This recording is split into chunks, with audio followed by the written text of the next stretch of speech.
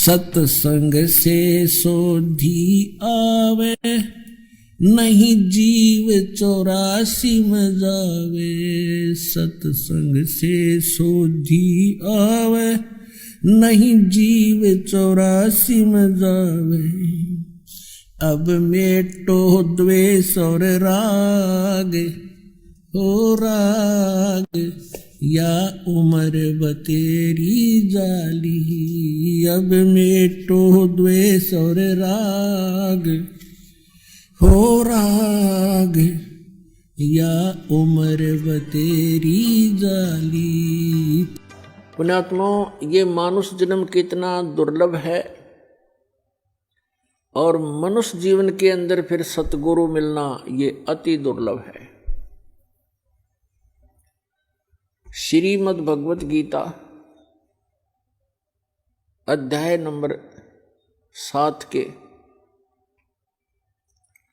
श्लोक नंबर 12 से लेकर 15 तक गीता ज्ञानदाता कहता है कि जो तीनों गुणों की भक्ति करते हैं, रजगुण ब्रह्मा, सतगुण विष्णु, तमगुण शिव जी, इस त्रिगुणमयी माया के द्वारा जिनका ज्ञान हरा जा चुका है,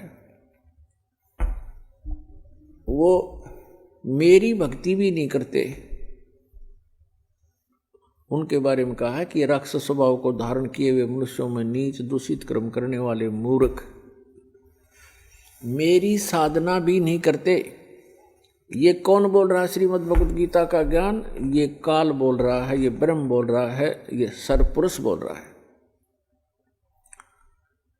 और श्री कृष्ण के शरीर में प्रवेश करके बोल रहा है प्रेतवत। फिर ये कहता है 7वें अध्याय के 16 से लेकर 16, 17, 18 3 श्लोकों में कहता है जो मेरी भक्ति करते हैं वो 4 प्रकार के होते हैं, अर्थार्थी, आर्थ, जिज्ञासु और ज्ञानी। अर्थार्थी तो वो होते हैं जो धन लाभ के लिए अनुष्ठान करते हैं, धार्मिक अनुष्ठान। तो जो ब्रह्म साधना है, इन 4 प्रकार के ब्रह्म साधना करते हैं, वो धार्मिक अनुष्ठान जो करते हैं वो वेदों के मंत्रों से ही करते हैं, वो किसी अन्य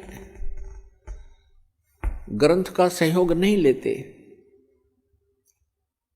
वो जैसे जय गणेश देवा कहते, इस तरह की आरती वो नहीं करते।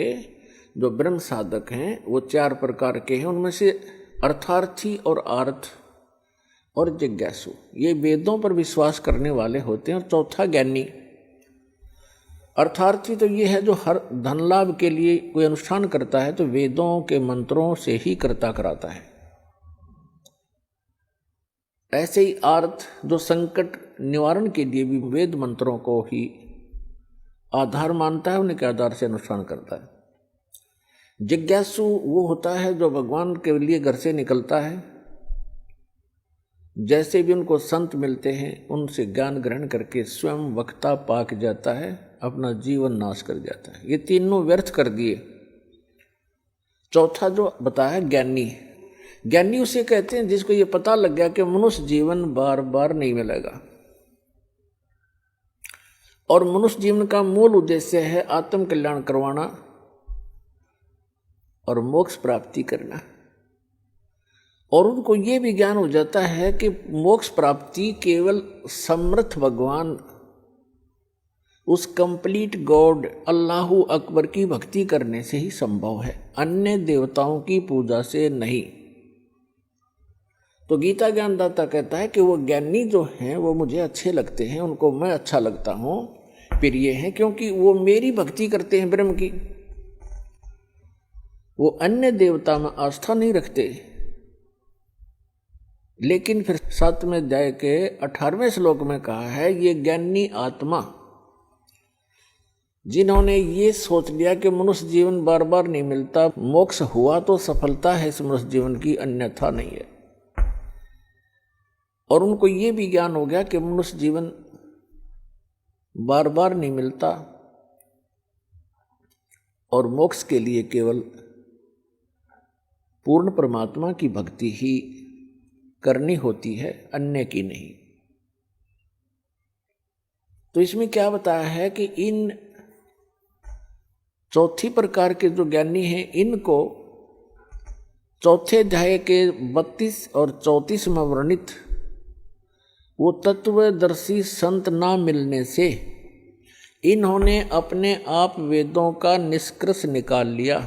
यजुर्वेद अध्याय नंबर 40 के मंत्र नंबर 15 में कहा है कि ओम कर्तु समर किलबे समर कर्तुम समर। ओम नाम का जाप काम करते करते सिमरण करो, विशेष कसक के साथ सिमरण करो और मनुष्य जीवन का मूल कर्तव्य जान के ओम का सिमरण करो। तो ये ओम नाम है ब्रह्म का, और उन्होंने गलती से मान लिया उस पूर्ण ब्रह्म का, कंप्लीट गॉड का, परम अक्षर ब्रह्म का। अब कहते हैं गुरु बिन वेद पढ़े जो प्राणी, समझे न सार रहे अज्ञानी। सतगुरु बिन काहू न पाया ज्ञाना, जो थोथा बुस छड़ मूड किसाना। गुरु बिन सतगुरु बिन काहू न पाया ज्ञाना, और जो थोथा बुस छड़े मूड किसाना। गुरु बिन वेद पढ़े जो प्राणी, समझे न सार रहे अज्ञानी। अब ये जितने भी ऋषि महर्षि आज तक हुए हैं, ये कंप्लीटली अज्ञानी थे। इनको तत्वदर्शी संत वो गुरु नहीं मिले। जो यजुर्वेद अध्याय नंबर 40 के मंत्र नंबर 10 में कहा है, वेद ज्ञान दाता वही है जो गीता ज्ञान दाता ब्रह्म है, सरपुरुष है। उसमें लिखा हुआ है कि कुछ तो परमात्मा के विषय में कहते हैं वो संभवात, संभवात माने जन्म लेकर आने वाला श्री राम, श्री कृष्ण या अन्य जो 8 या 24 अवतार बताए गए हैं, 9 या 10, 24 अवतार बताए गए उनमें ऐसे आता है। और कुछ मानते हैं असंभवात वो जन्म नहीं लेता, उत्पन्न होता ही नहीं, अर्थात वो अजन्मा है, निराकार है, कुछ ऐसा बोलते हैं। उसके विषय में कहा है कि परमात्मा साकार है, निराकार है, या जन्म लेता है, नहीं लेता है, वो कैसा है उसकी जानकारी तत्वदर्शी संत धीराणाम लिखा उसमें, धीराणाम, जिनका ज्ञान स्थिर हो, तत्वदर्शी संत बताते हैं, उनसे सुनो। इनकी बुद्धि पर पत्थर पड़ गए कि वेद ज्ञान दाता तो कहता है कोई और है, तत्वदर्शी संत है जो इन वेदों से हटकर ज्ञान देगा। वो उनके समझ में आया नहीं।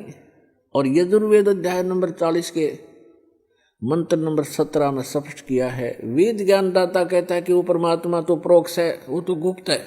वेद ज्ञान दाता स्वयं कहता है यजुर्वेद अध्याय नंबर 40 के मंत्र नंबर 17 में कि वो परमात्मा तो गुप्त है,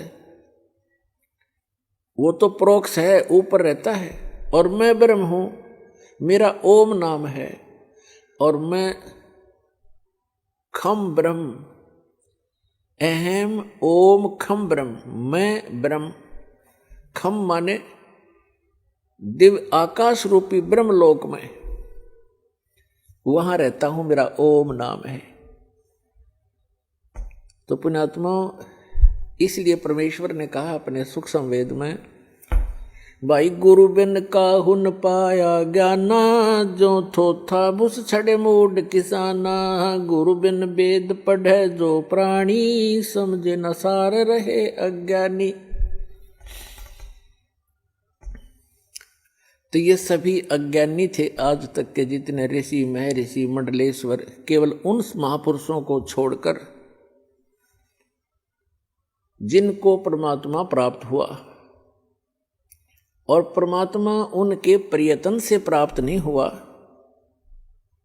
वो अपने विधान अनुसार स्वयं ही आता है। जैसे ऋग्वेद मंडल नंबर 9 सूक्त 86 के मंत्र 26 और 27 में, ऋग्वेद मंडल नंबर 9 सूक्त 82 मंत्र 1, 2, 3 में, ऋग्वेद मंडल नंबर 9 सूक्त 54 के मंत्र 3 में, ऋग्वेद मंडल नंबर 9 सूक्त 20 मंत्र 1 में, ऋग्वेद मंडल नंबर 9 सूक्त 96 मंत्र 16 से लेकर 20 में, ऋग्वेद मंडल नंबर 9 सूक्त 94 94 के मंत्र 1 में, ऋग्वेद मंडल नंबर 9 सूक्त 95 के मंत्र नंबर 2 में, ऋग्वेद मंडल नंबर 9 सूक्त 1 मंत्र 8 और 9 में, और भी अनेकों स्थानों पर परमात्मा की महिमा लिखी है कि वो कबीर देव परमात्मा, वो परम अक्षर ब्रह्म है, सर्व उत्पादक है, सब आत्माओं का सर्जन करने वाला भी वही है और सभी ब्रह्मांडों का सर्जनहार वही है। और वो ऊपर के लोक में रहता है, ऊपर के लोकों में रहता है, सबसे ऊपर के लोक में रहता है, वहां से गति करके आता, अच्छी आत्माओं को मिलता है, उनको उपदेश देता, तत्व ज्ञान सुनाता है, और वो कवियों की तरह आचरण करता है और अपने मुख कमल से ऊंचे स्वर में बोल बोल के ये तत्व ज्ञान की अमर वाणी लोकोक्तियों के माध्यम से, कविताओं के माध्यम से, शब्दावलियों के माध्यम से बोल बोल कर सुनाता है। वो कवियों की तरह आचरण करता है और एक प्रसिद्ध कवि की भी उपाधि प्राप्त करता है। लोग कविताओं से बोलने के कारण, कविताओं के माध्यम से, दोहों शब्दावलियों के माध्यम से तत्व ज्ञान प्रचार करने के कारण वो एक कवि, प्रसिद्ध कवियों में से भी एक कवि कहलाता है। लेकिन वो होता है परमात्मा।